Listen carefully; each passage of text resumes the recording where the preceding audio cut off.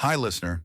This is a small disclaimer and kind of an introduction. The following podcast episode is our second take on the Trump trade topic. You might as well listen to only this one. But if you are interested in the subject, I have to admit that you may find the first one an interesting take with slightly different details or insight given. Without further ado, this is the second take on the topic. Welcome back, everybody, for another deep dive. This time we're going to be tackling something pretty interesting, the Trump trade. Yeah. It's all about how the market reacted to Trump's pro-business policies after his surprise 2016 win. We've got a ton of research here covering everything from stock market surges to, get this, a potential connection with Bitcoin. Yeah, it's a fascinating example of how political events can really shake things up across different financial sectors. We're talking traditional stocks and bonds to the wild world of cryptocurrency. So let's unpack this. First things first. What exactly is the Trump trade? Well, think of it as this huge surge of optimism that flooded the market right after Trump's win in 2016. Investors were basically putting their money where their mouth was, betting on his campaign promises. Tax cuts, deregulation, all that. Exactly, all that stuff. Infrastructure spending too, all these things that, at least in theory, could boost corporate profits and get the economy humming. So it's like this wave of we believe sweeping through Wall Street. Precisely. Yeah. And that wave had a pretty big impact. Like the S&P 500, it jumped over 5% in just the month after the election. Wow, that's a big jump. Was that a short-lived thing or did it keep going? Oh, it kept going. By the end of Trump's first 100 days, the S&P 500 had gained almost 11.5% since the election. So this wasn't just a blip, it was like a sustained climb. Oh, yeah. And it wasn't just the S&P 500. The Dow Jones was on a tear, too. It shot up 4.5% just a week after the election. Seriously? Yeah.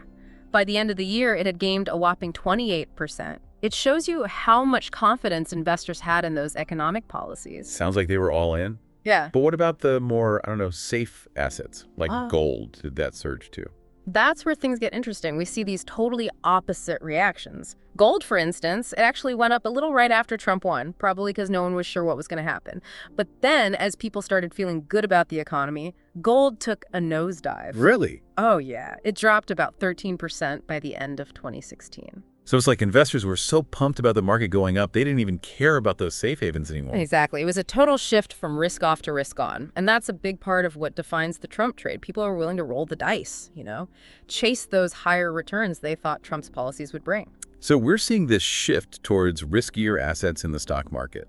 What about bonds? What was happening over there? Similar story, actually. The yield on 10-year Treasury notes, that's a fancy way of saying how much return investors expect in the future. Well, that yield jumped a crazy 40% in less than 2 months after the election. 40%. Whoa. Yeah. It means people were expecting way stronger economic growth, maybe even some inflation, all thanks to Trump. Okay, so we're seeing this pattern, optimism, and a move towards riskier assets across the board. What about the U.S. dollar? How did that fare in all of this? So the U.S. dollar index, we call it the DXY, measures the dollar against other currencies. Well, that saw a jump after Trump's win, too, about 4% up in the month after. So the dollar was strong. Was that a short-lived thing, or did it keep going? It kept getting stronger for a bit, actually. It hit a 15-year high in January of 2017. People were figuring Trump's policies would attract foreign investment, boost the economy, the drill. And a strong economy means a strong dollar. Sounds like the first phase of the Trump trade had a pretty big impact everywhere you look. Oh, for sure. It definitely shook things up across different financial areas, but like with anything big that happens in the market, there were twists and turns as time went on. And that's where the connection to cryptocurrency comes in, right? Yeah. That's the really mind-blowing part to me. Something like the Trump trade could actually affect Bitcoin. Exactly. The Trump administration didn't really do anything specifically about cryptocurrency, but the economic and geopolitical stuff they did, that definitely had a ripple effect on the crypto world. Okay, so before we get into that, quick question. For those of us who aren't financial wizards, can you explain what the DXY is again? Oh, sure. The DXY, or US dollar index, basically tells you how strong the US dollar is compared to a bunch of other big currencies. It's like a scorecard for the dollar in the global money game. So higher DXY means a stronger dollar. You got it. Rising DXY means the US dollar is doing better than those other currencies. And if it's falling, well, that means the dollar's not doing so hot. Okay, thanks for clearing that up. I think that's helpful for everyone as we start diving into this Trump trade and crypto connection. Absolutely. Always good to make sure we're all on the same page when we're talking about this stuff. Okay, so let's think back to 2017 for a second. Remember Bitcoin? It went from like $1,000 to almost $20,000. Yeah.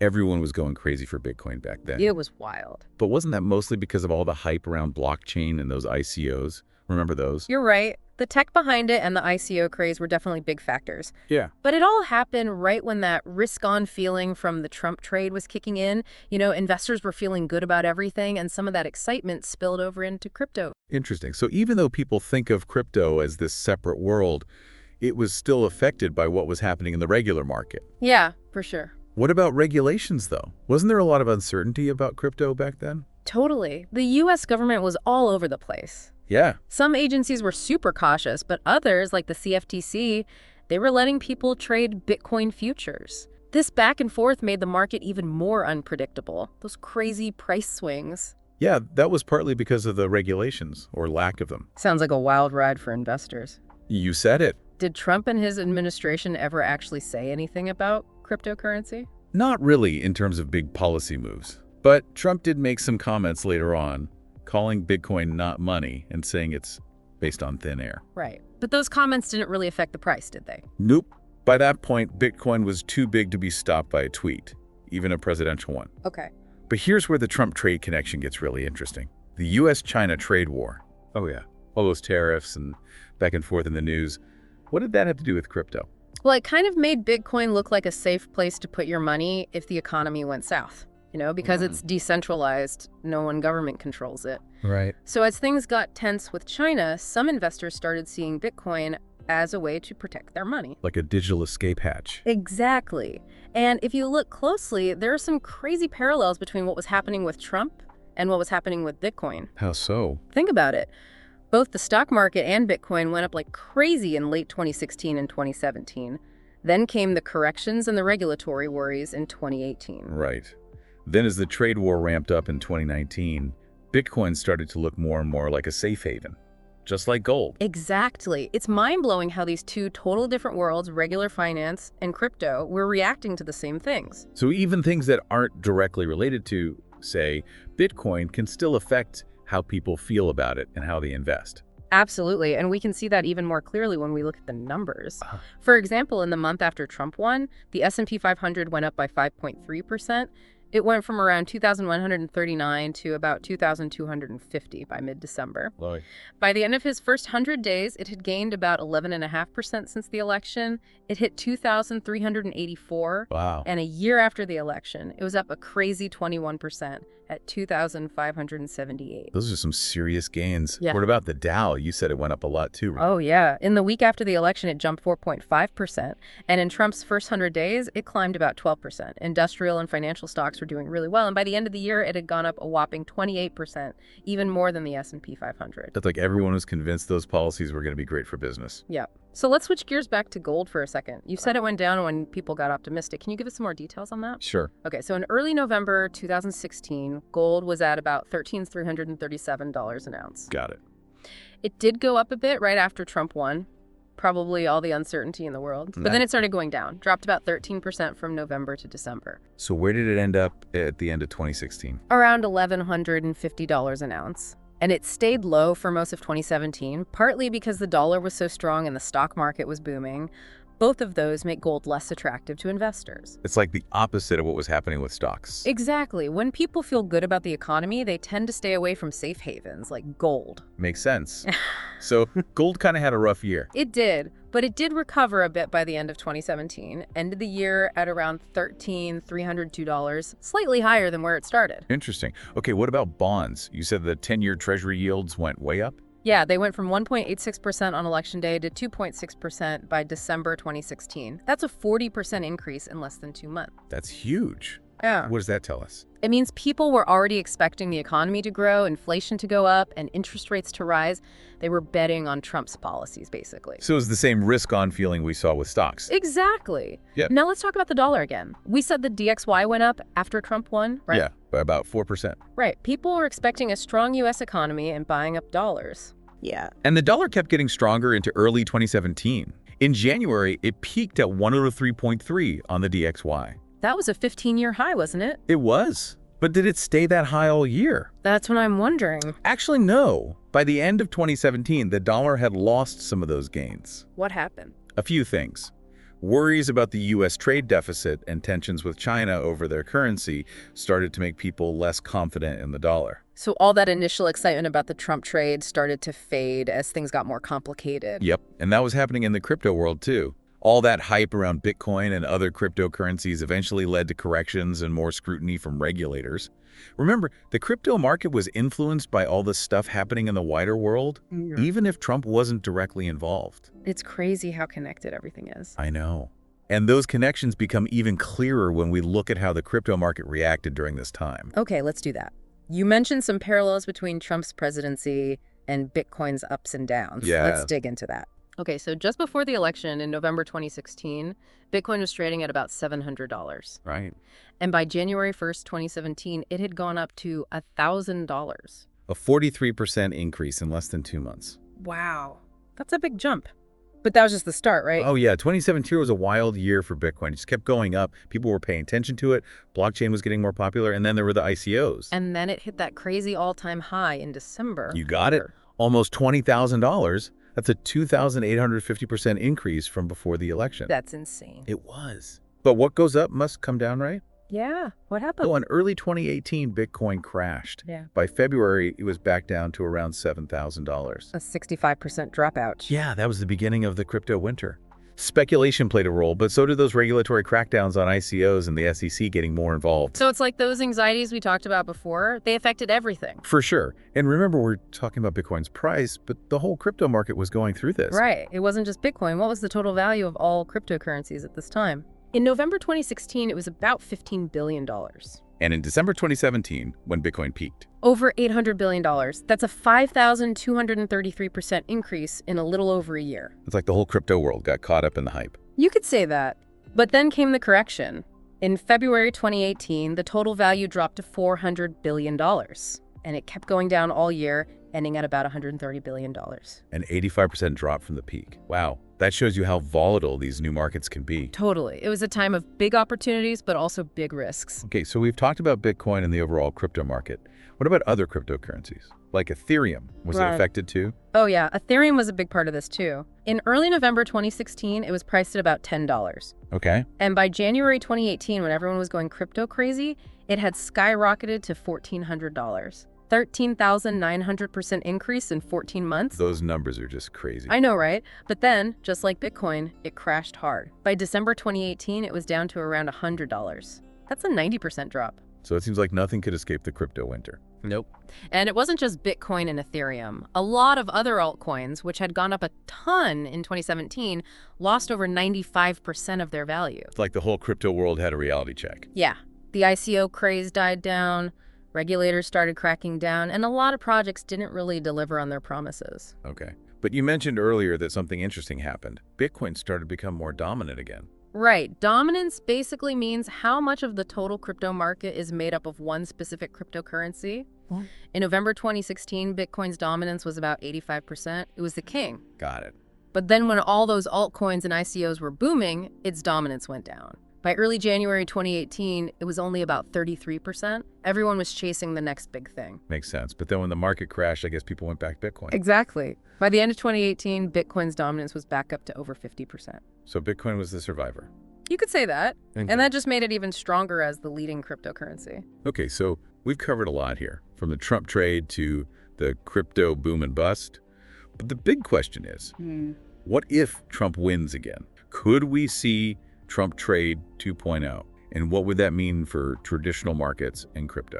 That's the million-dollar question. And it's got everyone watching closely. It's tough to say for sure. But we can look at what we know about Trump and his views on the economy and crypto. Yeah, let's do that. What should we be paying attention to? Well, first, we need to look at what Trump says about cryptocurrency. Remember, he used to call it a scam and say the dollar was the best? Right. But lately, he's been more positive about crypto. He's even said he'll support the industry, and he's taking Bitcoin donations for his campaign. Sounds like he's trying to win over those crypto fans. Probably. And that could change how his administration deals with crypto regulations if he wins. So what could happen? Well, on one hand, he could make things easier for crypto companies. Less regulation, more innovation. That would be good for crypto. Yeah, it could lead to more investment and faster development, We might even see more crypto products like ETFs, which could bring in more investors. Like a crypto boom 2.0, along with Trump trade 2.0. Maybe. But there's another side to this too. What's that? Even though Trump says he supports crypto, he could also make regulations stricter, like cracking down on money laundering and making sure people are who they say they are. Some more rules. Yeah. And that could actually slow things down in the crypto world. It's hard to say what will happen. It is. It all depends on who he appoints to key positions and what the overall political climate is like. So lots of uncertainty. Definitely. But that's what makes this so interesting. We're trying to figure out how all these things might come together and shape the future of both traditional markets and crypto. Well, I don't know about you, but I'm definitely curious to see how this plays out. Welcome back to our deep dive into the Trump trade. We've been talking about how it affected the stock market, bonds, gold, even the US dollar. Yeah, and we've seen how it's all connected to cryptocurrency, too. Well, it's wild how those things are related. it is. It all goes back to what we were saying before about how Trump's policies, even if they weren't specifically about crypto, ended up having a big impact on the crypto world. Right, like with those mixed signals from the government about regulations. Exactly. Remember how some agencies were super cautious about crypto and others were more open to it? Yeah, it must have been confusing for people trying to invest in crypto back then. It was. And all that uncertainty just made the market even more volatile. You know, those huge price swings we saw. That was partly because no one knew what the rules were going to be. Right. It's like they were trying to figure out what the government was going to do next. Exactly. And then there was the trade war with China. Oh, yeah, that was a big one. It was. And it really pushed this idea that Bitcoin was a safe haven. You know, if the economy went bad, Bitcoin could protect your money. Because it's not controlled by any one country. Right. And as things got worse between the US and China, some investors started moving their money into Bitcoin to keep it safe. It's crazy how a trade war could have such a big effect on something like cryptocurrency. I know. It shows you how connected everything is. And it wasn't just the trade war. Trump's other policies, like the tax cuts and deregulation, also had an impact on crypto. How so? Well, those policies put a lot of money back into the market. And that created an environment where people were more willing to invest in things like Bitcoin, which can be riskier, but also have bigger potential rewards. So it's like those policies encouraged people to take more risks. Exactly. And then there was the Federal Reserve, which is basically the central bank of the US. They were also influenced by Trump, and they lowered interest rates. That made it even more attractive for people to invest in things like crypto because they weren't getting much return from traditional investments. So it's like a chain reaction. Yeah. All these things that Trump did, even if they weren't about crypto, ended up having a big impact on the crypto world. Exactly. And while we can't know for sure what will happen if Trump wins again, it's definitely something to keep an eye on. Yeah. We've learned a lot today about how politics and economics can affect even the most cutting-edge technologies like cryptocurrency. Absolutely. And I think the biggest takeaway is that everything is connected. We can't just look at crypto in isolation. We have to understand the bigger picture. Well said. And on that note, I think it's time to wrap up our deep dive into the Trump trade and its connection to the crypto world. Thanks for having me. It's been a fascinating discussion. It has. And to our listeners, thanks for joining us on this journey. We hope you found it informative and thought-provoking. Until next time, keep exploring and stay curious.